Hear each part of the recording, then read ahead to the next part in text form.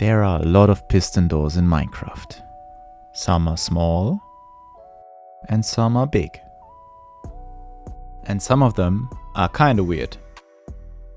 But today I'm going to show you 20 piston doors and try my best explaining them to you.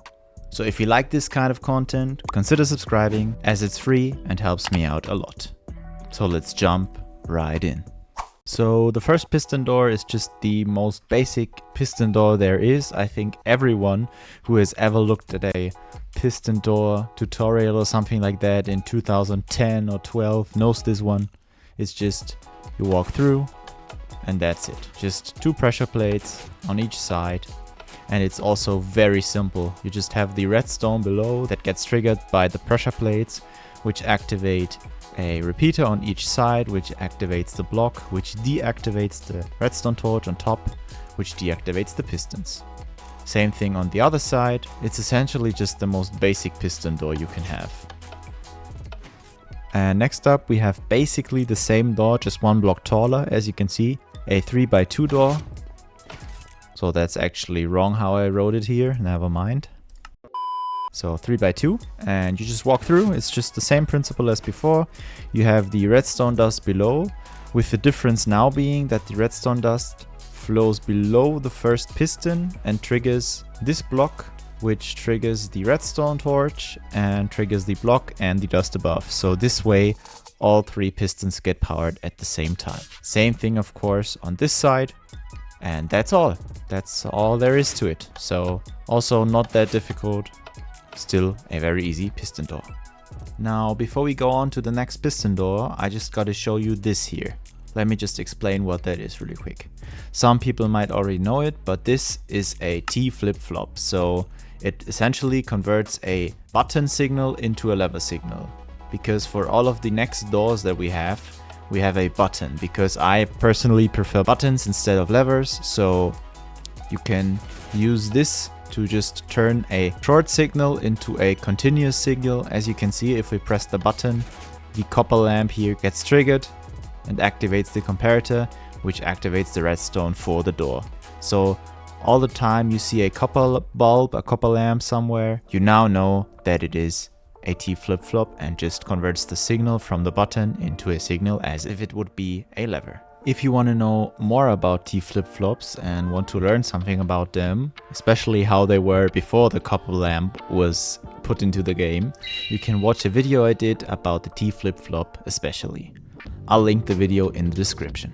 So next up we got, as I already was kind of teasing, the 2x2 jab door, which is also I think a pretty well-known door, and it's not as hard as you think, trust me. You just need redstone dust in a form like this. I always think it's sort of a very wide U, but whatever. And you just have these two repeaters facing outwards with a 1 tick delay, 2 redstone between, and these 2 redstone dusts will also be the point where you have your input. So this is where you need to put your lever if you want to trigger it the first time.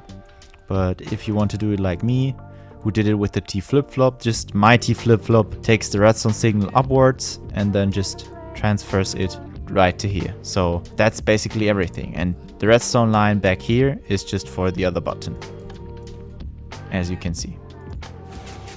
But yeah, it's really simple. Just the button activates this redstone line, which activates the pistons on the side, and then once they're pushed outwards, the redstone dust that is right here in the middle activates these pistons, which push the blocks forward. And that's why you need the delay as well, because if we wouldn't have the delay, let me just deactivate it real quick, something like that would happen. And it would just break because the timings would be off. So that's why you need the 1 tick delay right here. And then we of course also have the 1x2 jab door, which is just the normal jab door, but only 1/2. So as you can see, if you compare it to this side, it's just sort of the left wing of the piston door redstone. So it essentially works the same way. We got our T flip-flop going upwards, activating the redstone, and then we have the 1 tick delay just like before. And there we go. So that's pretty easy as well. And now we have another 1x2 piston door, which is just a version of the first piston door we talked about, but instead of using a pressure plate, I just used a button again with the copper bulb, just the same thing like before, and we now have only 1/2 of pistons that push the blocks into the hallway. So it's basically the same thing like here, just that we have not 4 pistons but only 2. And next up we have this 2x2 seamless flush door by Lethal Chicken. I love the name, by the way. Each door design that I haven't made myself or is by someone else will be of course in the description, so don't worry. But this door just works so seamlessly. I love it. You can't see anything. It's not like with the first Jap door that we had where you still could see the pistons, but here everything is pretty much hidden and you can't see it. So I love this design. It's very cool, but it's a little bit more complicated. It has some more pistons, a little bit of observer action going, but if you want to build this, I'll have the video in the description, since it's a little bit more complicated to explain everything. But how it works I can explain, and I think you can already kind of tell how it works. We have these 2 pistons who just get pushed upwards, so the lower part is kind of easy, but the upper part is a little bit different. We just have pistons that actually push the pistons that push the wall up. So it's kind of confusing, but stay with me here. If you watch it a few more times, you can see that in the last second, the pistons that push the upper blocks forward are getting pushed up into the wall. So as you can see, they just get pushed upwards up here. So this is how they are hidden and are out of sight. So it's a little bit more complicated, but it's a really cool design if you do not want any pistons to stick out in your secret doors or something.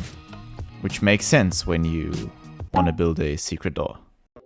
Now next up we have another 2x3 piston door design. So similarly to what we did here, we have a piston door that is here, but I kind of made the opening and closing different. So, well, now that I'm looking at it, I don't really like it, but whatever. That's another piston door, and it's just, we have the pistons, the 2 pistons on the side pushing inside, and then with an observer we trigger the other 2 pistons that push the blocks downward. But you could of course also do it like we did over here. Now the next piston door is a 3x3 piston door, so we're almost getting to the biggest door of the video, but stay with me, we're almost there. So this door also opens really nicely and really fast, I think, but it's actually pretty simple. Most of the blocks are pretty simple. These 3 blocks on each side just get pulled in by these pistons, and the block on the top gets pulled in by this piston. So as you can see, most of the blocks are already gone, and then we're just stuck with these 2, and these get pulled in by a double piston extender. So this is this little thing right here, which gets powered by the observers and by the note blocks and everything, and just makes it so that the lower piston pushes the upper piston upwards, so the block not only gets pushed up to here but also all the way up to here. And when the whole thing retracts, the blocks get pushed into the side. So as you can see, there's another sticky piston right here, which takes the blocks and puts them to the side of the whole contraption. So if you watch closely, you can actually see how it gets pulled into the piston on the side there. So I think that's a really cool design and makes it really fast and really efficient. Now, this thing is a monster. Just look at it. It's just so crazy how much work was put into this design, which is obviously not mine. Just wanted to make it clear. I didn't build this, I just rebuilt it because it's a really cool design, and let me just show you how it opens. Isn't that cool? I love it. It looks so good.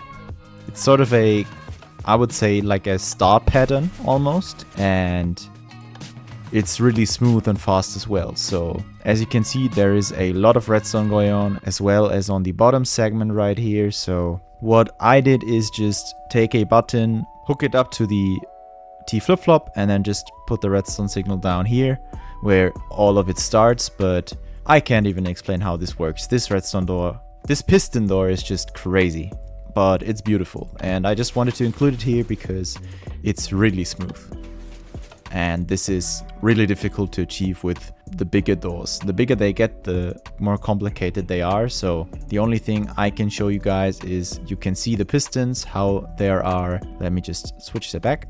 You can see the pistons, how there are 3, 2, and then 2 1 block wide pistons. And it's the same on every side as well as on the bottom part here. So you can see that this is the way the pistons would get pushed in, but the timing and everything is really complicated. So I'll just link the video on how to build this thing if you want to do it for yourself. Now we have another very old design, which is a spiral door. So all of the pistons are activated in a sequence, which makes this cool spiral effect. But as you can see, in this door we're still left with a hole. So there's another design that I'll come up with that I'll show you in a sec that is way better, but in that time when this design was built, there were no observers. So this is only done with redstone, repeaters, and pistons. So that's really impressive in itself. But we have, as you can see, the T flip-flop going down, activating the first 2 pistons right here. So these are going to get activated, as you can see. Then the redstone travels upwards, activating these pistons, using the delay of the repeaters to activate these pistons on top, and then last but not least, the 2 pistons on the left side. So this is what gives us this spiral effect. And now for the improved design, we have it all closed up now.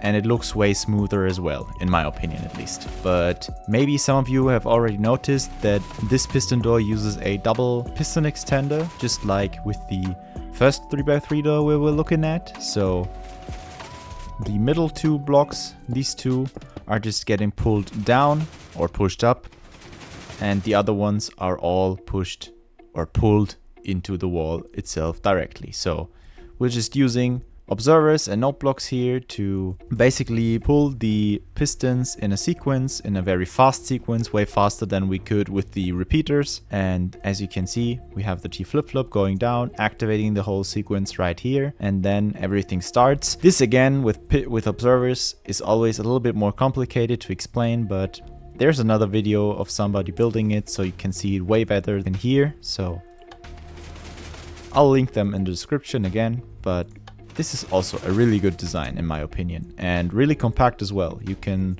build this in a relatively small space for a piston door. I mean, if you look at that thing, that's a whole different story, but yeah, that's a great piston door. And now we'll talk about a more unusual door, and I was already looking forward to that one because this door design came from a Discord member. Oh, never mind, let me repair that real quick. Anyways, this design came from a Discord member, so if you want to see some behind the scenes stuff, maybe see some of my videos earlier or parts of the videos earlier, give me some ideas for my videos, you can do that right here on my Discord. So if you're curious, if you want to find out more, become part of my community, just join with the link down below and have fun. Now back to the door. This is a sand door, and it uses the properties that sand has, that being gravity, and just lets the blocks fall down whenever the pistons retract. So this is a cool concept, and my Discord member showed me this design exactly. So this is already the next design, but as you can see, with target blocks you can actually just expand that design and make the door a little bit wider. And as you can see, I just made it even wider. So this is just a really cool concept, I think. The most important part for these 3 doors is that you use a repeater and have the delay set to 4 ticks, because if you don't, the whole thing breaks, the sand breaks. Let me just show you what happens. Either the sand doesn't even go down all the way, or if you have the delay set to 2 ticks, the sand breaks, as you can see. So be sure to set that to 4 ticks, and if we replace the sand, everything works again. So these are 3 really cool doors. And next up, I want to show you another piston door that is inside of the floor. So as you can see, this design just takes the jab door that we had over here, if I'm not wrong, yeah, there it is, and just flips it horizontally. So as you can see, it works very easy, and you can just jump down and have your secret room or something here. And it's pretty easy too. You just have the T flip-flop right here, as always, going down and activating these 4 pistons as well as these 4 pistons on the side with a little bit of delay because these pistons get activated first. Now you're just looking at blocks, but let me just remove that block here. And as you can see, there is no piston. So what piston are we activating? The piston that is going to get pushed into the middle, which will push these blocks upwards. So they are going to be hidden seamlessly with the floor like this. So these blocks are going to be powered, and as soon as this piston is going to be pushed here, it'll be powered and pushes the block that is going to be there then up here.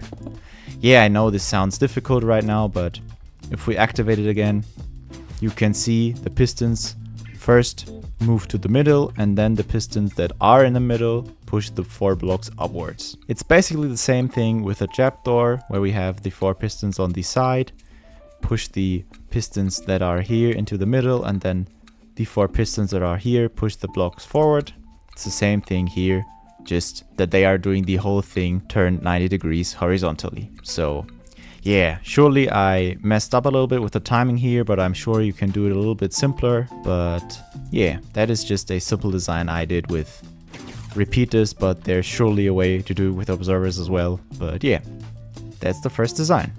And I think this design is a lot smoother, but I think it's just better because I kind of decorated it. But yeah, as you can see, just these 4 blocks again get pushed to the side. The only thing that is kind of bad about this design is that there need to be blocks here and here, or else you just see the pistons. So yeah, that's kind of the issue with this design, but if you manage to hide it by placing some blocks there, it looks really good and you can jump into your treasure.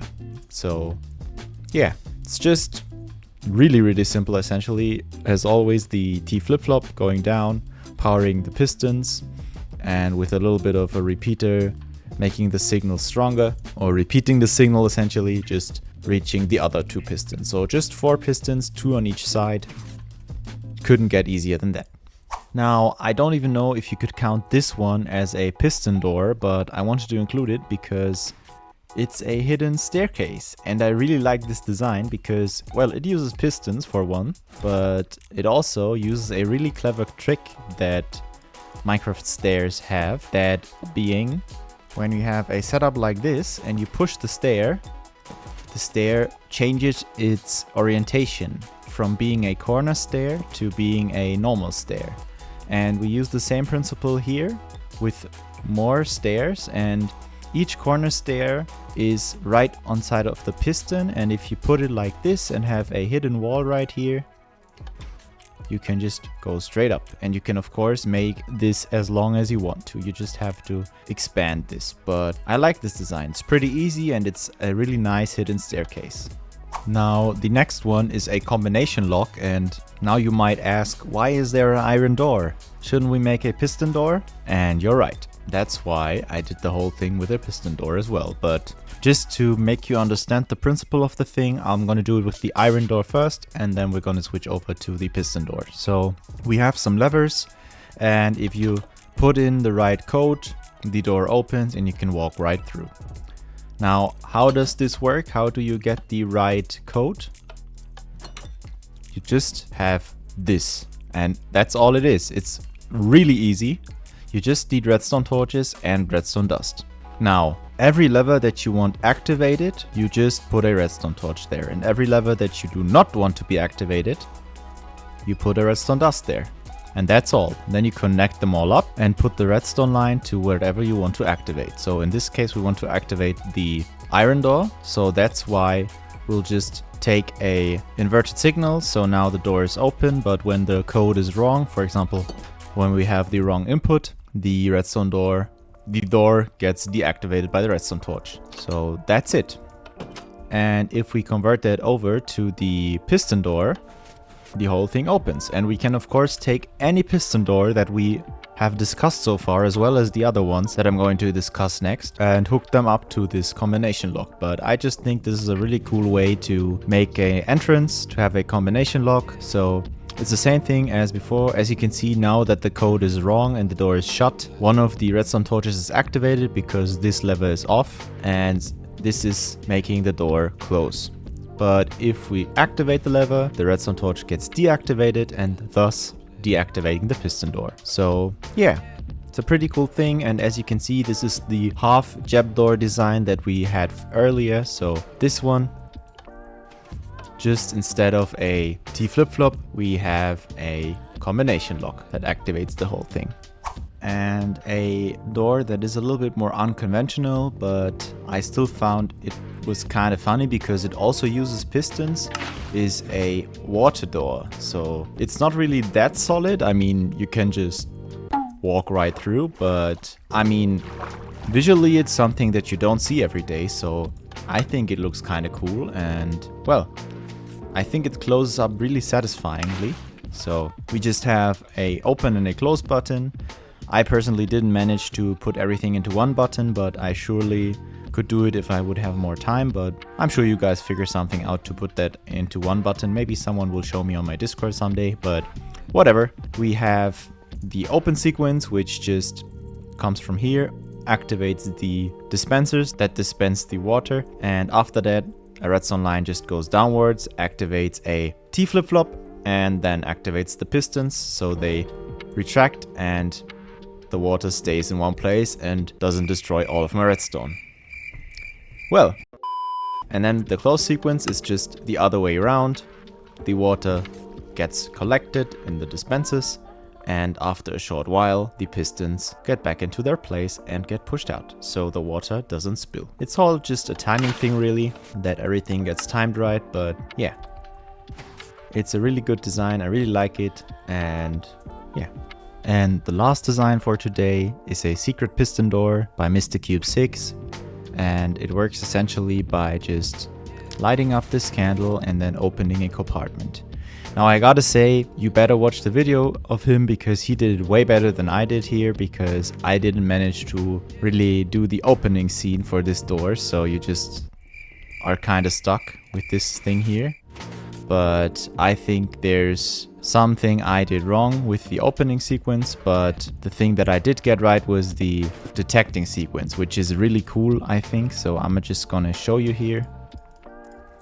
As soon as you have some candles here and you light them, they get detected, and you can also just put them out by right clicking, and this opens the secret chamber. So this is a really cool system, and it just uses, once again, a lot of observers and pistons as well as target blocks. And you even have a copper bulb here which just permanently pushes the pistons down. Well, this part down here is what I did because I didn't get the things right that he did, but you just can watch his video and then you'll maybe do it better than me.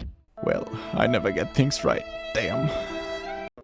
But anyways, that's the last door. So I hope you enjoyed this video. It took a lot of time doing it, so I would be really thankful if you could leave a like and subscribe if you haven't, so you could watch more of my content. It's free, you know, and it doesn't hurt. But in all seriousness, thank you so much for watching, and comment down below what you want me to do next. Maybe you have some ideas, maybe you have something that you like. So all I have left to say now is like, subscribe, and most important of all, stay curious.